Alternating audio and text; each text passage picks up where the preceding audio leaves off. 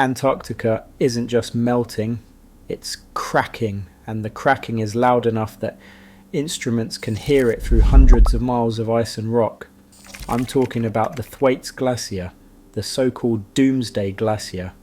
Picture an ice mass so huge it's hard to even scale in your head, and then picture it splintering, not slowly, but in a way that triggers quake-like pulses beneath the ice.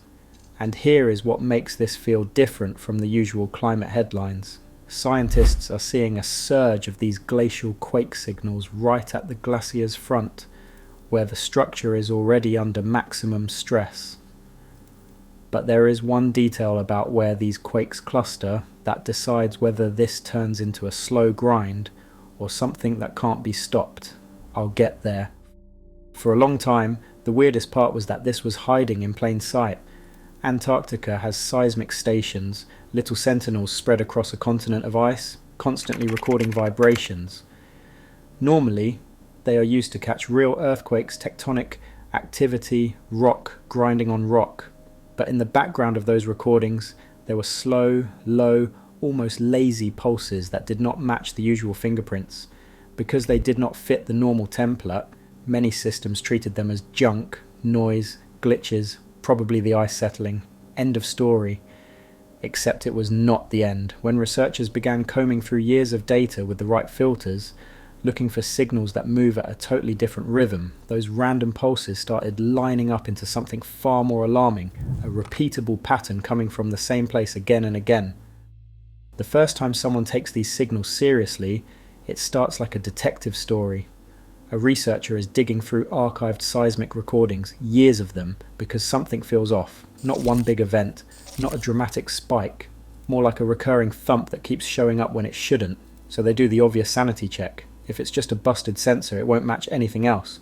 But when they compare stations far apart, stations that have no reason to hallucinate the same mistake, the signatures line up. That is when it clicks. These are not tectonic earthquakes at all. These are glacial quakes, slow, low-frequency events that standard global networks do not focus on, because they are tuned for faster, sharper shaking. And once the team knows what to look for, the count does not just appear, it grows. More events show up in previous years, then more in later years, and the pattern keeps circling back to the same hotspot, the ocean-facing edge of THWAYTS. So, what is a glacial earthquake really? It is not the Earth's crust snapping like it does in California or Japan. This is slower, lower, more like an enormous heavy system lurching, grinding and releasing energy over longer seconds, sometimes longer than a normal quake. Think of it like this. If tectonic earthquakes are a sharp crack of lightning, glacial earthquakes are thunder rolling in from far away. Same idea, energy moving through the ground, but caused by ice doing things ice was never supposed to do this often. And that is why scientists pay attention to the frequency. These signals can hint at scale. Not a fist-sized chunk falling off a cliff, but massive slabs shifting, giant icebergs wrenching loose, or the glacier front fracturing in a way that repeats.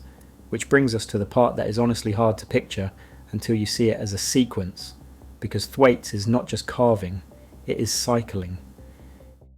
Here is the sequence that turns ice breaking into something closer to a repeating demolition.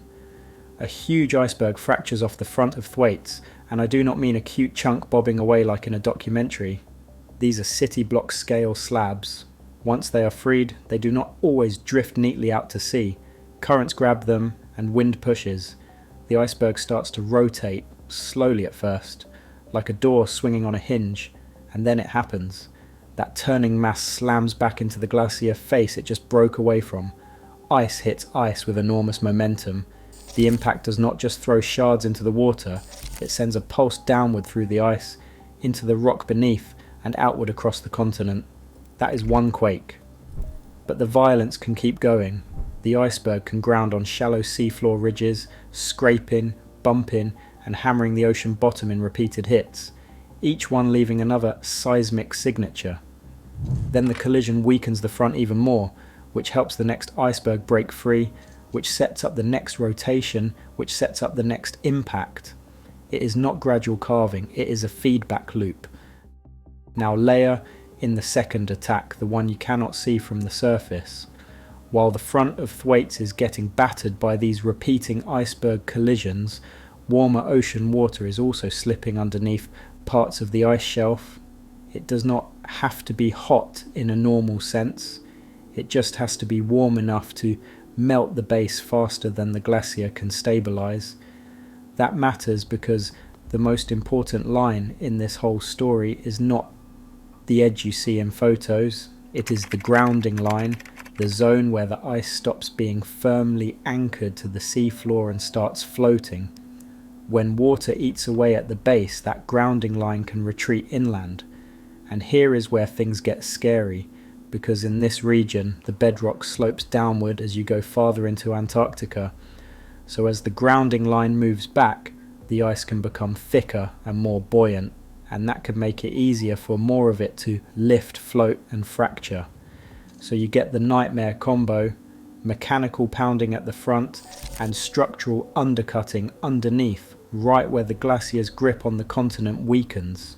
This is why the quake cluster location matters. It is not just noise, it is happening right at the hinge point of stability.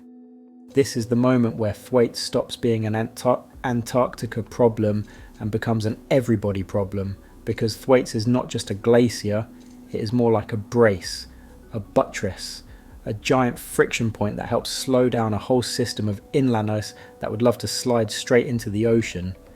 If that brace weakens enough, the glacier does not just shrink, it can start moving faster. And when the flow speeds up, everything downstream gets worse. More fracturing, more carving, more loss, and less time for anything to rebalance. And here is the ground level version of what sea level actually means. It is not just water quietly creeping up a beach. It is storm surges riding on a higher baseline. It is seawater pushing into drainage systems. It is salt water invading drinking water supplies. It is one ordinary hurricane turning into a once-in-a-century disaster because the ocean starts from a higher step.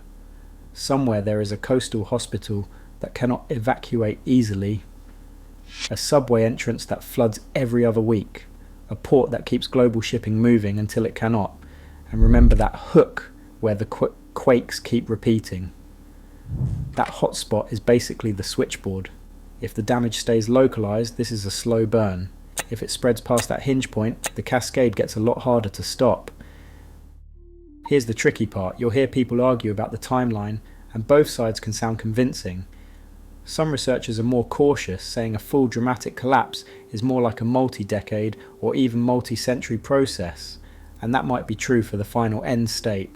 But other scientists look at the acceleration signals, faster retreat in key zones, more structural breakage, more warm water intrusion, and they focus on the nearer question, not when does the last piece fall, but when does the process become self-sustaining? Because once you cross certain thresholds, you do not need a sudden Hollywood moment. Physics takes over. The system can keep retreating even if the trigger event is gone, because the geometry and the flow patterns now favour continued loss. And this is exactly why that quake hotspot matters. It is telling us where the glacier is failing in real time and whether that failure is staying contained or spreading into the part of the system that controls the rest. So what do scientists do with this, other than panic? They start listening harder. Instead of relying only on satellites and surface snapshots, teams expand seismic monitoring that can catch these slow, low-frequency signatures, because every icequake is basically a data point where the fracture or collision happened, how intense it was, and whether the rhythm is speeding up or calming down. When you combine that with ocean temperature measurements and ice flow tracking, you get something closer to a stress test in real time, a mechanical fingerprint of the glacier's health. And this is the part most people miss. If quake activity is rising in that same hinge zone, it is not just describing what already broke. It can reveal where the next failure is likely to propagate, and that is the difference between localized damage and system-wide retreat. That quake cluster is not just ice being dramatic, it is happening at the exact failure hinge where the glacier is getting undercut from below and battered from the front. If that hinge zone keeps weakening, THWAYTS does not have to explode to become unstoppable. It just has to lose its grip, retreat inland, and let the system's geometry do the rest. That's why the shaking matters. It is the glacier broadcasting stress in real time. If you want, I can do a follow-up on the next signals to watch, the ones that would confirm acceleration versus stabilization.